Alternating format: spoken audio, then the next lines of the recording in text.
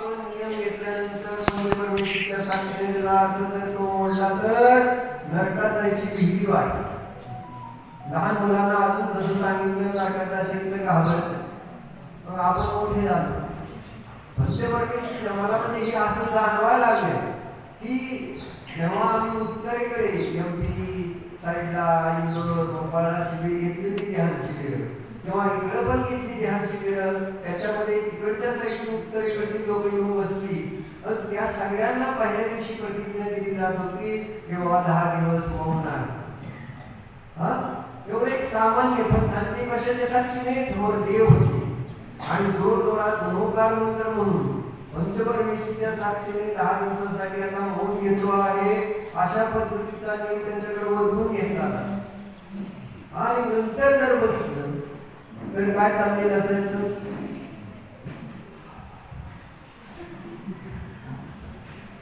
हळू बोलणं म्हणजे मौन. मौनचा अर्थ त्यावेळेस हे पण स्पष्ट केलं जातं की केवळ शब्दाने म्हणजे तोंडाने मौन नाही आहे, वचनाचं मौन नाही आहे. इथं कायेचं पण मौन आणि मनाचं पण मौन पाहिजे असा तो नियम होता. मन वचन काय नाही मौनाचं. आणि तर आम्हाला त्या उत्कृष्ट वस्तूची प्राप्ती होणार. पण इथं वचनाचंच मौन पंचपरमेश्वरीच्या साक्षीने घेऊन सुद्धा पाळलं जात नव्हतं. त्या पद्धतीची आता मला लोक इथं हळूहळू दिसायला लागली. अगोदर आपल्याकडे भीती असायची व्रतांची नियमाची, घेतले तर मोडू नये म्हणून.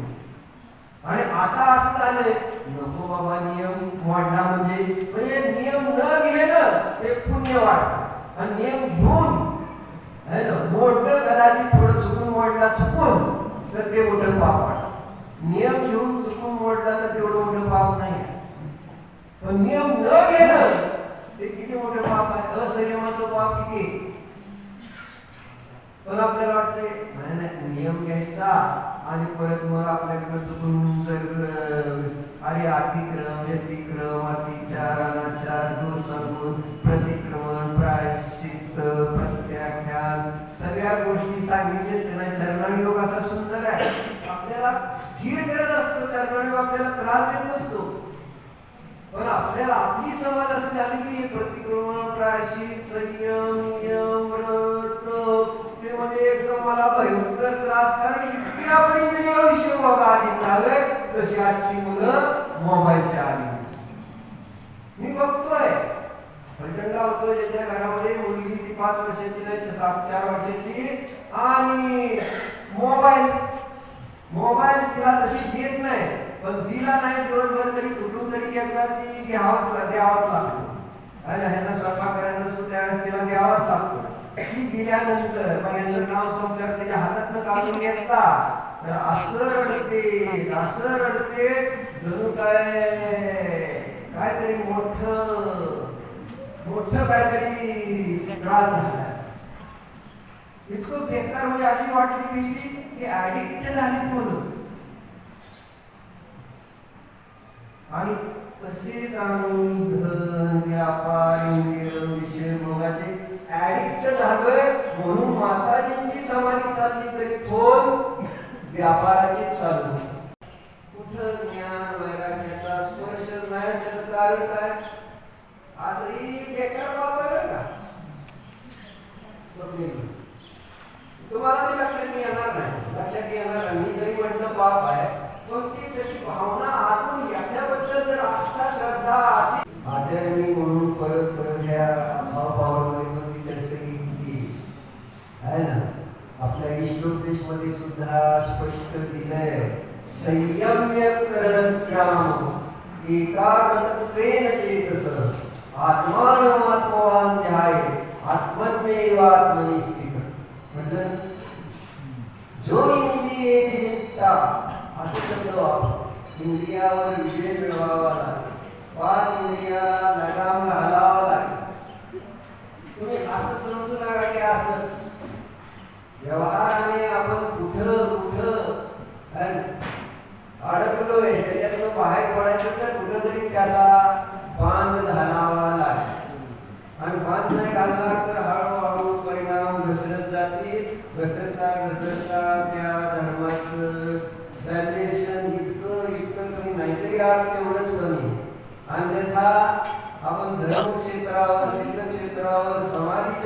शिखरावर पोचलो तरी आपण आपल्या आपल्या सवयी, वाईट सवयी सोडायला तयार नाही. वातावरण सुद्धा मला आता फरक पडत नाही. स्मशानात गेल्यानंतर सुद्धा किती आपल्याला वैराग्य राहते. आज फोन चालू आहे, गप्पा चालू आहे, हास्य विनोद चालू आहे.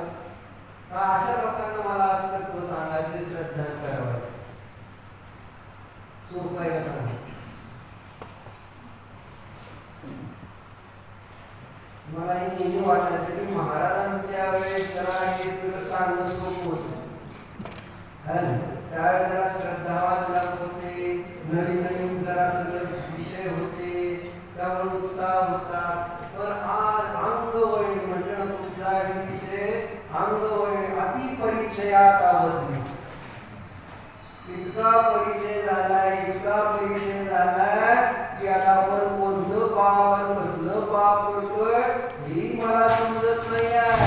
आणि मला पाप होतंय हे समजत नाही म्हटल्यानंतर त्याला उपदेशच कसा द्यायचा सांगा? त्याला उपदेश नाही आहे असं आत्मविश्वासामध्ये सांगितलं. ज्याला पापाची भीती नाही आणि तर पापाची भीती नसणाऱ्यांना उपदेश लागू होईल का? ते कुठेतरी अहंकाराचं पाप आहे म्हणून मी मला पाहिजे तसं, मला पाहिजे तसं पाहिजे असेल, तसं नसेल तर हे चला कसं आहे. अहंकाराचं पाप लक्षात येतं का? किती असं मी कोणी हे कसली पाप म्हणजे पाप आहे हे सुद्धा आपल्याला म्हणून मान्य व्हायला तयार. चुकतंय हे कोणी स्वीकारायला तयार नाही. काल एक गाव आई आणि तिचा मुलगा आला आणि मग मी सहज विचारलं, छोट्या गावामध्ये राहणारे आणि मंदिराच्या गावामध्ये मुलगा 10वीला आहे ना. मी विचारलं काय मुलाला जातो का मंदिरात? उत्तर काय? घरापासून मंदिर म्हटला 1 किलोमीटरला. किती? 1 किलोमीटर. असं गावात एक म्हटलं मोटरसायकल येते. घरामध्ये तर ते प्रॉब्लेम आहे, गावातला प्रॉब्लेम. गावापर्यंत जाती नाते तुम्ही म्हणते सुद्धा दहेगाव रोडला राहायला गेलेली, इकडे खाली रोडला राहायला गेलेली, मंदिरात सुना वगैरे कोणी जायला मुलं तयार नाही. पार्टी किती पार्टी असतील त्यांच्या किंवा काय असतील तर लांब नव्हे, इकडच्या गावापासून इकडे दुसऱ्या गावाला नव्हे, कुठेही जायला. पण मंदिरात मी विचारलं जातोय नाही, कधी कधी जातो तो म्हणजे मला वेळ नसतो. काय काय वेळ नाही कुणाला? त्या 10वीच्या मुलाला वेळ नाही. का? अभ्यासाची गंभीरता किती? लौकिक अभ्यास जो अभ्यास आपण प्रत्येक भावामध्ये करून तिथले डिग्री तिथं सुरून आलो, ते ज्ञान तिथंच राहून गेलं. इंजिनियर झालं, डॉक्टर झालो, वकील झालो, आपण मुली होऊन 11 पूर्वाचे पाठी झालो. सगळे आपण झालो का? नव्हतं झालं. काय झालं 11 पूर्वाचं? लिव्हराचं नव्हतं झालं. 11 पूर्व झाला आहे. 11 पूर्व प्रक्षेपण झाला नव्हता तुम्हाला? सगळ्यांना आपली 11 पूर्वाचं ज्ञान झालं, तुम्हाला माहित नाही. ते संपलंय. आपलं पहिलं काम की नंतर मग धर्म जमला तर, मंदिरात जमलं तर मग मी त्याच्या आईला म्हटलं चूक त्याची नाही आहे. तो म्हणाला की मी नाही, मला अभ्यास आहे, जमत नाही, सकाळी मला लवकर जावं लागतं, ट्युशन आहे वगैरे सगळं आणि संध्याकाळी मंदिर बंद असतं म्हणून मी काय जमत नाही. मग मी आईला म्हटलं तुमचं काम त्याला मंदिरात पाठवायचं नाही. तो मग आता चुकलं असं नाही काय चुकलं नाही, आम्ही चुकत नाही. ते उत्तर काय द्यावं? नाही तो घरी शास्त्राचं दर्शन करतो. त्यामुळे त्याने मंदिरात नाही गेला म्हणजे काय झालं असं काय नाही चुकले. म्हणजे त्याची निर्दोषता ती आई सिद्ध करते.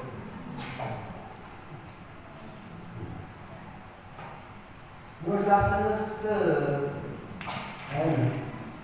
मंदिरात जायला पाहिजे, देवाचं दर्शन घेतलं पाहिजे. देवदर्शनाचा विचार जर नुसता केला तर एक उपवासाचं फळ, आणि साक्षात देवदर्शन केलं तर अनंत उपवासाचं फळ. असं देवाने दिलंय, पण आपल्याला त्याचं इम्पॉर्टन्स दिले. अनंत उपवासाचं फळ.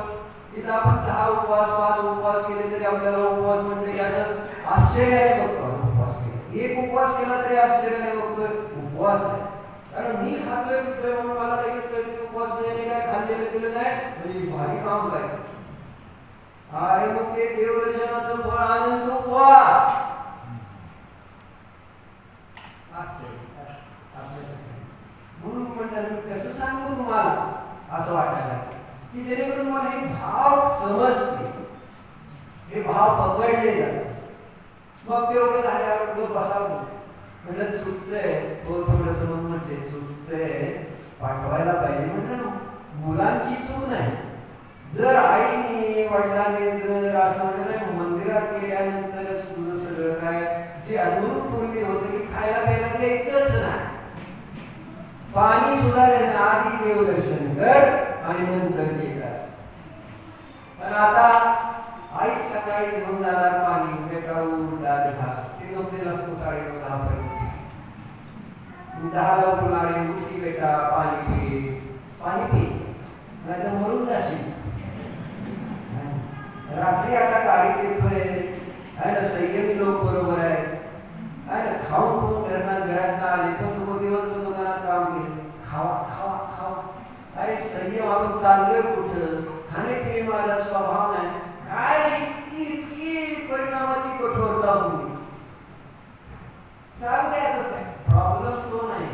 पण आपल्याला समजतच नाही की आपण काय चुकतोय. न समजणं हे सुद्धा हरिनाथांच्या काळातल्या लोकांसारखं आहे ना. आम्हाला माहितीच नाही पाहिजे त्या गोष्टी सोडायच्या असतात. त्यामुळे ते एकदम निर्दोष होते, माहिती नाही, आम्हाला माहिती नाही. म्हणजे त्या माहिती नाहीच मला तर फार त्रास होतो. जर कोणी म्हटलं ना मला माहिती याला काय माहिती नाही काय काही नाही.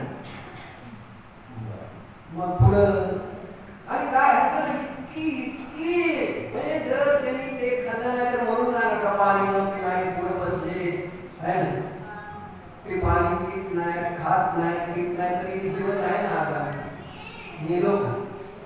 पण नाही लय 600 पायपा उतरल्या आणि लय गिऱ्हाईक आणि जेवायला आले पटपट पटपट लय खाऊन टाकलं, त्यामुळे पोट भरलं नाही. ही त्यांच्या आईची भूमिका. बिचाराचं पोट भरलं ना, खा खा बेटा खा, अजून खा, एवढं कशात ठेवलंय, सगळं खा.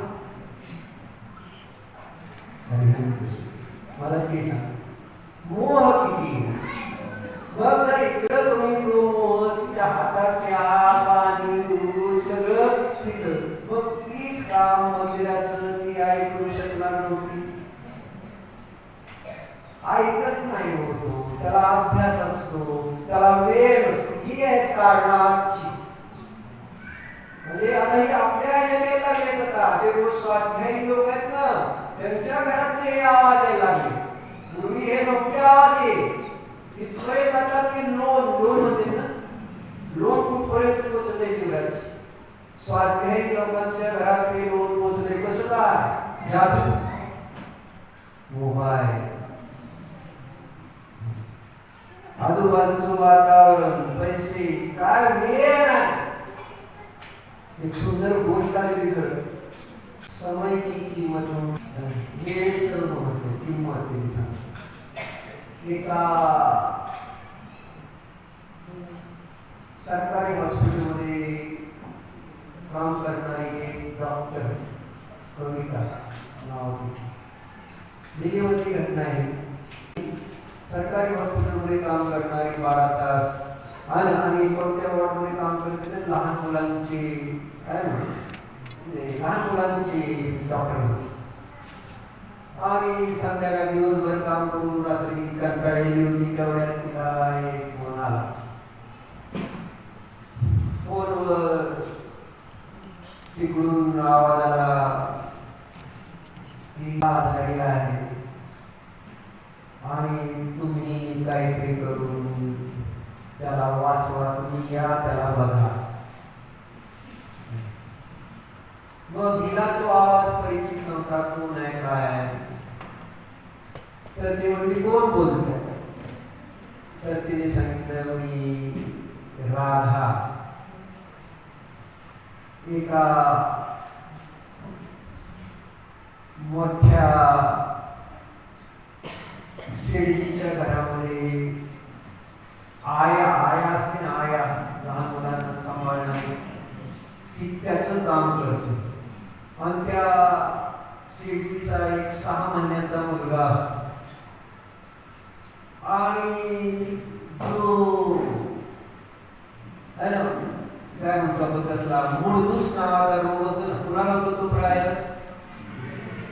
श्रीमंतांना होतो का गरीबाला होतो? आता आया ज्या घरात आहेत तेव्हा त्याचा अर्थ ते श्रीमंत असते त्यावेळेस आया ठेवली असणार ना. बरोबर.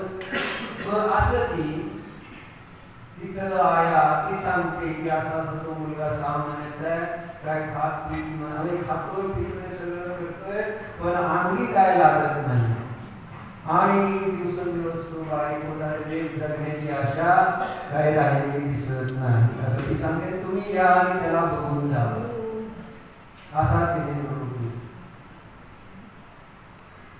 मग तिची ओळख काय सांगितली तर म्हटली माझ्या मुलाला तुम्ही 2 वर्षापूर्वी परत केलं म्हणून तिने फोन झालं. मग तिच्या रिक्वेस्टला अनुसरून रात्री तिचं काम संपल्यानंतर येते. म्हटली ती पत्ता द्या. पत्ता कुठला होता? दिल्लीमध्ये वसंत विहार म्हणजे सगळी हाय फाय सोसायटी. वसंत विहार नाव ऐकलं तर ती एकदम चमकली. म्हणजे वसंत विहार म्हणजे तिथं अर्धोपती राहणारे लोक अशी. मग आपलं तिच्या मारुतीमध्ये ती गेली. तिथं रात्रीची 8-9 वाजले आहे ना. रोड लाईट गेट लावलेलं, आत मोठा बंगला, लाईट लागलेल्या सगळ्या. गेटवर वॉचमनला नाव सांगितलं की मग गेट उघडलं. आत जाऊन दरवाजा लगेच आतला उघडला गेला. ते घरातलं सगळं फर्निचर, फरशी, झुंबर, तिथलं सगळे गालीचा, एक गोष्ट असं नुसतं बघत राहण्यासारखी. आणि मग कुठं आहे तो मुलगा? ती मुलगा बघायला वर गेली. तिथं तिची आई आहे ना, वडील 6 महिन्याचा मुलगा, तिची आई वडील. आई रडते. वडील तुम्ही कोण विचारताय? विचारल्यानंतर तिने आपला त्याचा परिचय करून दिला की म्हणजे सरकारी हॉस्पिटलमध्ये डॉक्टर. तिच्याकडे बघताना एकदम तुच्छ नजरेमध्ये सरकारी हॉस्पिटलमधलं डॉक्टर म्हणजे काय असतं. म्हणजे इथं सगळे मोठे स्पेशलिस्ट एवढ्या मोठ्या आहे ना तो शेडजी म्हटल्यानंतर ते स्पेशलिस्ट डॉक्टरला दाखवलं नसेल असं थोडंच. सगळे स्पेशलिस्ट डॉक्टर दाखवून आले होते. त्याला वाटलं की ही काय करणार. एक मग मुलगा कुठे आहे? तिच्या बायकोनेच फक्त त्याला समाधान केले की बाबा थांबा बसू द्या, बघू तर द्या, काय अजून सांगावं. मग तो गप बसला. मग ती गेली, बाळ बघितलं. एकदम मूळदुसारखं शरीर सगळं पिवळं पडलेलं. डायपर घातलेला, 2 तासाचा ढिला मोठा दिसत होता. नजर अशी शून्य धरण्यासारखी. आणि मग त्याला तपासावं लागेल. मग त्याला हातात उचललं तरी एकदम हलका वजनच काय नाही. मग तपासलं तर सगळे ठोके बिके सगळं नॉर्मल.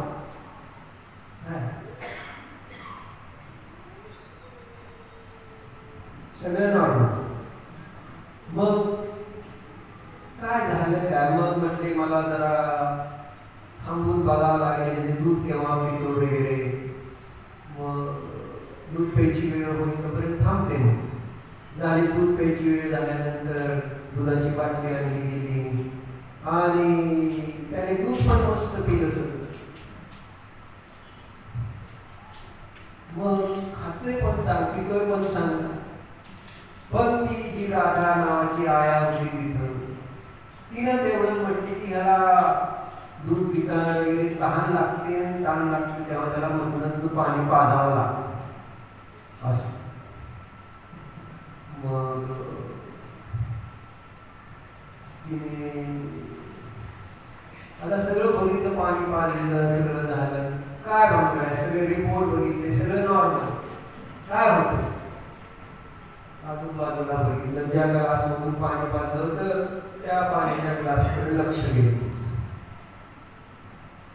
मग त्या पाण्याच्या ग्लासमध्ये थोडं खाली असं पांढरं काहीतरी दिसलं. तिने जाऊन त्या ग्लासच्या पाण्यातला वास घेतला, थोडासा औषधी वास आला. मग ती म्हटली की एक पाणी पाजलं जात होतं, म्हणजे मला तपासायला न्यावं लागेल काय. मग त्या मुलाच्या वडिलाला राग आला, तुम्ही काय CID आहे काय, इथं तपासणी करायला आलाय का, तुम्ही शंका घेताय का आमच्या सगळ्यांवर कोणावर इथं असं. आणि कोणाला राग येईल. तिने उत्तर साधं दिलं, मला बाळाला वाचवायचं. तिने एवढंच उत्तर दिलं. ती पण चिडली नाही काय नाही, किंवा ही आपण यांचं बदल करायला आलो नाही असं नाही, डॉक्टरवरच चिडायचं असंच होतं. मग ती म्हटली मला काय नाही आहे प्रॉब्लेम, मला बाळाला वाचवायचंय आणि म्हणून हे मला न्यावं. घेऊन गेली हॉस्पिटलमध्ये. ते तपासलं तर ते काय असतं, एक प्रकारचं झोपेचं औषध होतं. म्हणजे जर झोपेचं औषध. आणि ती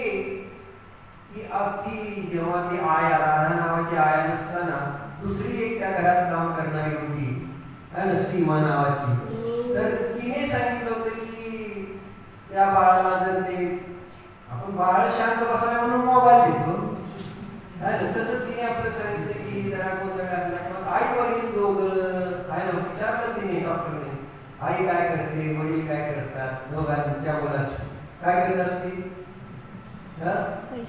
मोठा बंगलावाला म्हणजे त्या वडिलांच्या मोठ्या फॅक्टऱ्या काम. आईने काय करावं, आई पण कामाला कुठल्या तरी रिसर्च सेंटर म्हणजे कुठल्या तरी ह्याच्यामध्ये सार्वजनिक एखादी संस्था असं त्याच्यामध्ये तिकडं काम, दोघं काम. म्हणून घरी त्या मुलाला सांभाळायला आया, आणि ती आया नसली तर दुसरी एखादी बाई. आणि त्या बाईला आळस, मुलं कोणत्या ती तिचं नव्हतं, ते बाळ त्या आयांचं नसतं, त्या कामवाल्यांचं नसतं. जसं आपल्या घराचे काम, घरी काम करणाऱ्यांचे कामवाले असतात ना, घरी असते, ते घर त्यांचं असतं, दुकान त्यांचं असतं नसतं. त्यामुळे ते कशी काम करतात, आणि तसंच ते काम बाळाचं, म्हणजे त्रास होऊ नये म्हणून तिने आपलं त्या बाळाला ते औषध. मग ही गोष्ट जेव्हा त्यांना सांगितली त्यांना शॉक बसला. असं कसं होईल, असं कसं शक्य. त्यांना पण माहिती नाही आई वडिलाला की आपल्या मुलाला असं दिलं जात. आणि ती जी राधा नावाची आया आहे तिने पण चौकशी केली नाही की बाबा हे कसलं पाणी आहे, काय टाकते. फक्त एवढं सांगितलं की ते बाळ कुरकुर करायला लागलं तर आपलं झोप आली, म्हणून तिला एवढं वाटलं की झोपेचं औषध आहे. मग ते होतं थोडं विष आहे, ते औषध एक रक्त आहे, विष लहान बाळ. मग अशी ती घडली. मग हे घडलं का, मग त्या बाळाला पुढं काय झालं ते काय सांगायची गरज नाही. गोष्टीचं तात्पर्य नंतर त्याला नेला हॉस्पिटलमध्ये. मग ते ठिकाणी ठेवून 8-15 दिवसानंतर मग त्याच्यातली सुधारणा होऊ लागली, ते सगळं ओके झालं. तर या घटनेमध्ये ते बाळ कोण आहे, म्हणजे बाळ कोण, हे झालं प्रथमानी. आता त्याच्यामध्ये अध्यात्म. बाळ कोण? तुम्ही सांगा. तुम्हाला कळलं पाहिजे, स्वतःला घटवलं पाहिजे ना ते बाळ कोण आहे. सुनील, आपला धर्म. आपण स्वतः नाही, आपल्या जीवनामध्ये जो आपल्याकडून केला जाणारा धर्म,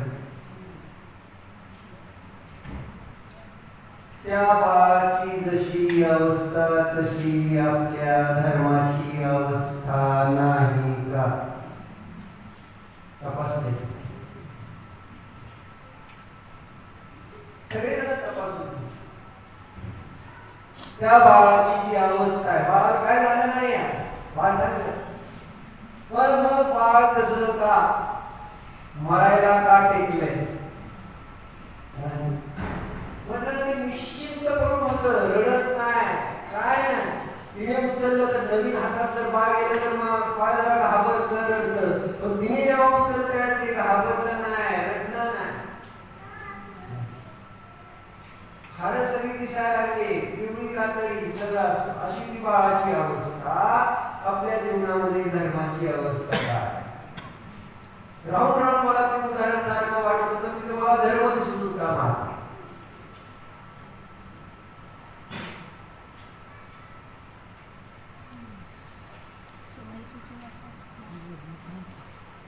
आमच्या जीवनात जसं त्या मात्या पित्याने त्या बाळाला वेळ पहिलं काय नाही आहे, बाकी कशी आहे सगळं होतं, काय नव्हतं. पहिला वेळ जो आता बाळ आपलं आहे. धर्म कोणाचं बाळ आहे? रितेश भैयाचं, विक्रांत भैयाचं, इथं बसलेल्या ब्रह्मचारिणी दिदींचं, देवाचं, गुरुचं. कोणाचं आहे? कोणाचं आहे? कोणाचं आहे ते?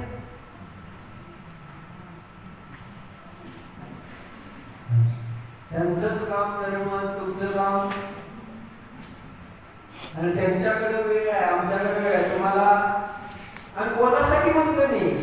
तुमच्या आजकाल तर नवीन ट्रेन निघालं ना, की जर मुलगा पुण्यात अकॅडमीला इकडे तिकडे शिकायला असेल तर त्याची आई नवऱ्याला सोडून पण जाते. वर्तमानाचा ट्रेंड आहे. म्हणजे नवरा काय खाल्ला पिल्ला हा फार म्हणून सांगितलं आत्मनुशासन मध्ये की पुत्र हा पहिला पित्याचा शत्रू असतो. मी नाही सांगितलं. आत्मनुशासन काढा, तुम्हाला घरचा अभ्यास सगळ्याला पंचपरमेश्वरीच्या साक्षी.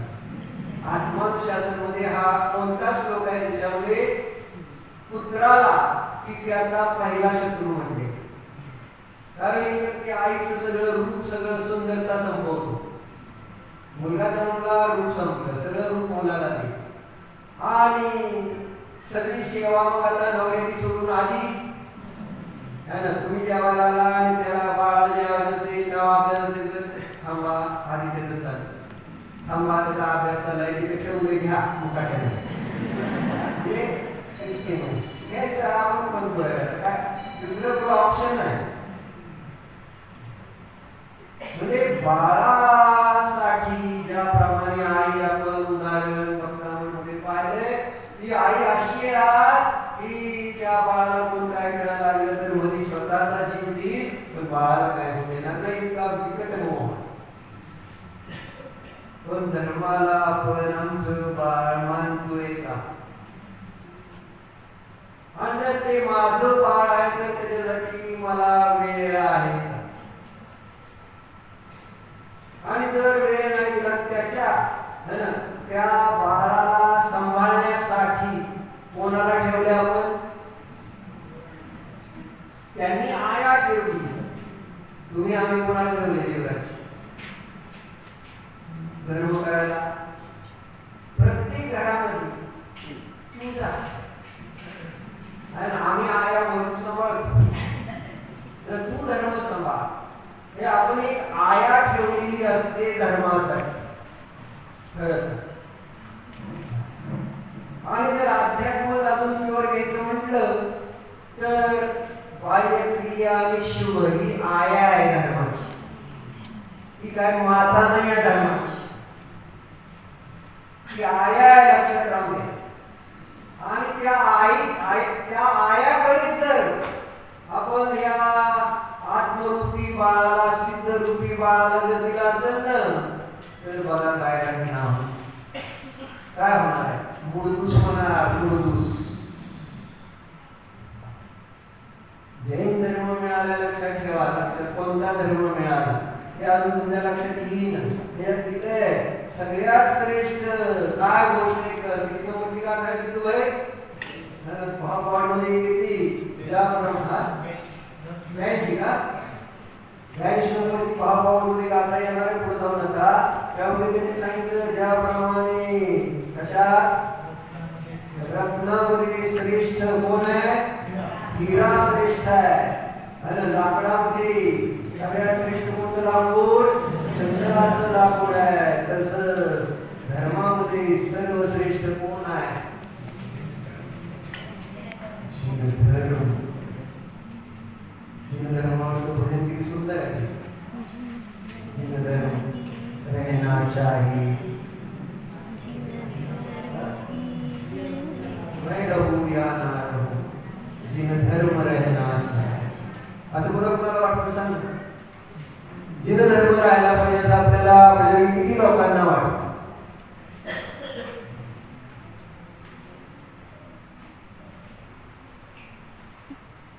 जबाबदारी नाही. जिन धर्म पुढे द्यायची जबाबदारी मी घेतलेलीच नाही. जिन धर्म आपण शेवटपर्यंत घेऊन जायचा आणि आपण जाताना दुसऱ्याच्या हातात घेऊन जायचा, ही आपली आपली जबाबदारी आपल्याला वाटत नाही काय. आम्ही डॉक्टर, मुलगी डॉक्टर, मुलगा डॉक्टर, तुम्ही डॉक्टर, बायको डॉक्टर. धर्म कोण, सगळे डॉक्टर शरीराचे. वीरसागर महाराज आत्म्याचा डॉक्टर होणार, ते पण झाले. पण आपल्याला ती जबाबदारी वाटली का, त्या आई वडिलांना वाटलं का की बाबा आपण मुलाकडे लक्ष दिलं पाहिजे, आपण वेळ दिला पाहिजे. लक्ष म्हणजे पहिलं काम, पहिलं काम कोणतं, पहिलं एवढंच काम, वेळ द्या, वेळ द्या, प्रॉपर वेळ द्या. आपण जो वेळ देतो तो वेळ पण वेळ दिलेला नसतो है ना. तो वेळ जर कमी करता आला तर आपण त्याच्यामध्ये बघत असतो, आणि नाही वेळ दिला गेला तरी आपल्याला काही फरक पडत नाही. धर्मासाठीचा जितका म्हणून आपण सगळ्यांनी वेळ दिलेला आहे आज, बघा त्याच्यामध्ये कटोती का बढवती. आज 33वे वर्ष, आज आता सगळे 5 पर्यंत चालू आहे. मी नाही आनंद बर आहे, तसं काय करू नका.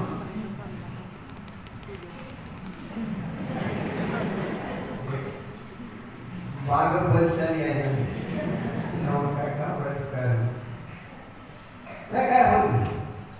म्हणजे योद्धा युद्ध खेळायला गेल्या, दान शासनमध्ये दिलं ना, युद्धामध्ये जेव्हा युद्ध लढणारे योद्धा असते ते काय भूम तहान घर काय बघत नाही, आणि मला त्याला मारायचं, जिंकायचं, बस एकच लक्ष असतं त्याला. आता मला भूक लागली, थांबले त्याला खाऊन तरी होत. आता इथं बरेच जण जाणार बनवून खायला गेला. आता आम्ही नेहमी सांगतो म्हणजे मी देतो जेवायला, असं होत काय नाही, तहान नाही, भूक नाही, काय कोण काय नाही, बस फक्त आता आता जिन मी आणि ते बाकी काय नाही, भाऊ विधान, बस एवढं. असं तन्मय होऊन केव्हा जाणार आपण, जसं सिरियलची तन्मय होतं. बाहेर सगळ्या संसार शरीर भोगाशी तन्मय झालोय, आत्म्याशी परमात्म्याशी मी केव्हा तन्मय होणार. बाळाची अवस्था कशी का, पहिलं कारण एवढं, कारण पहिला वेळ.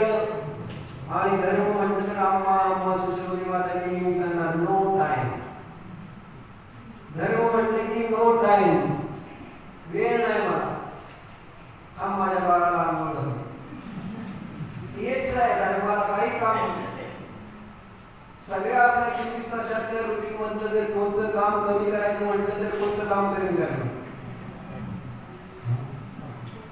जो आपण देवदर्शन करतोय, स्वाध्याय करतोय, काय प्रवचनाला जात असो आणि माताजींकडे जात असेल, महाराजांकडे वगैरे जात असेल, है ना, हे कमी करणार का तुमच्या संसारात एखादं काम कमी करणार, दुकानातला वेळ कमी करणार, घरातला वेळ कमी करणार, शाळेचा मुलांचा वेळ कमी करणार, कोणतं काम कमी करणार पाहिजे?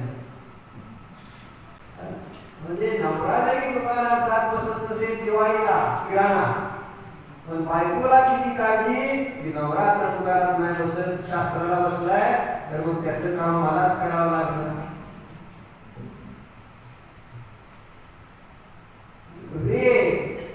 त्यांना काय कळते काय म्हणजे दिवाळीच्या वेळेस दुकानात बसायला पाहिजे, शास्त्राला जायला पाहिजे, सगळ्यांनी सांगा. दिवाळीच्या वेळेस किराणा दुकानदार आहे, गर्दी आहे, त्यावेळेस त्यांनी शास्त्राला जायला पाहिजे का दुकानात बसलं पाहिजे? उत्तर येत नाही. तुमचं सगळ्यांचं म्हणणं आहे की दुकानात बसलं पाहिजे, मला कळलं.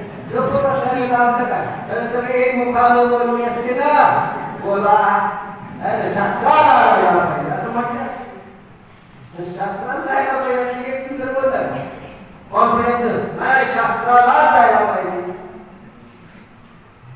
सगळं जग इकडे आहे आणि धर्म इकडे आहे.